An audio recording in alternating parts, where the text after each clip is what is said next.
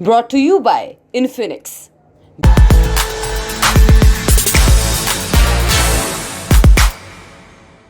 कर्नाटक के पूर्व मुख्यमंत्री जगदीश शेट्टार 17 अप्रैल को कांग्रेस में शामिल हो गए। शेट्टार कांग्रेस के ऑफिस पहुंचे और उन्होंने सदस्यता हासिल की। इस मौके पर अध्यक्ष मल्लिकार्जुन खड़गे समेत कई कांग्रेस नेता मौजूद रहे। शेट्टार को पहले बीजेपी के बड़े नेता के तौर पर जाना जाता था। जगदीश शेट्टार के कांग्रेस में शामिल होने की जानकारी देते हुए कांग्रेस महासचिव और कर्नाटक प्रभारी रणदीप सिंह सुरजेवाला ने ट्वीट कर लिखा, एक नया अध्याय, एक नया इतिहास, एक नई शुरुआत। बीजेपी के पूर्व सीएम, पूर्व बीजेपी अध्यक्ष, पूर्व नेता प्रतिपक्ष, 6 बार के विधायक श्री जगदीश शेट्टार आज कांग्रेस परिवार में शामिल हो गए। इससे पहले शेट्टार ने कहा था कि उन्होंने विधानसभा से इस्तीफा देने का फैसला किया है। शेट्टार ने बताया था, मैंने सिरसी में मौजूद स्पीकर विश्वेश्वर हेगड़े कागेरी से मिलने का समय मांगा और अपना इस्तीफा दे दिया है। मैं भारी मन से पार्टी से इस्तीफा दे रहा हूं। मैं वो हूं जिसने पार्टी को बनाया और खड़ा किया है, लेकिन पार्टी के कुछ नेताओं ने मेरे लिए इस्तीफा देने की स्थिति पैदा कर दी। शेट्टार ने यह भी आरोप लगाया कि उनके खिलाफ एक साजिश रची गई थी। उन्होंने कहा कि वो कभी भी एक सख्त स्वभाव के व्यक्ति नहीं थे, लेकिन बीजेपी ने उन्हें ऐसा बनने के लिए मजबूर किया। इससे पहले पूर्व डिप्टी सीएम और बीजेपी के बड़े नेता रहे लक्ष्मण सावदी भी कांग्रेस में शामिल हो गए थे। आखिर इन दोनों नेताओं का कांग्रेस में शामिल होने का कर्नाटक की राजनीति पर क्या असर पड़ेगा, 5 पॉइंट्स में जान लेते हैं। इंडिया टुडे के संवाददाता रामकृष्ण उपाध्याय की रिपोर्ट के मुताबिक शेट्टार ने कहा है कि पार्टी के भीतर की ताकतों ने उन्हें चुनावी मैदान से बाहर रखने के लिए साजिश रची है।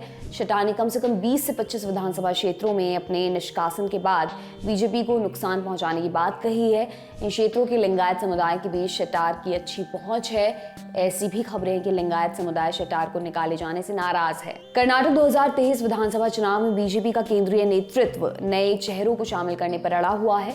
इससे पहले केंद्रीय नेतृत्व ने सावदी के पार्टी छोड़ने को नजरअंदाज करने की कोशिश की थी, लेकिन शेट्टार के पार्टी छोड़ने की खबरों के बाद बीजेपी के शीर्ष नेतृत्व ने पैनिक बटन दबा दिया था।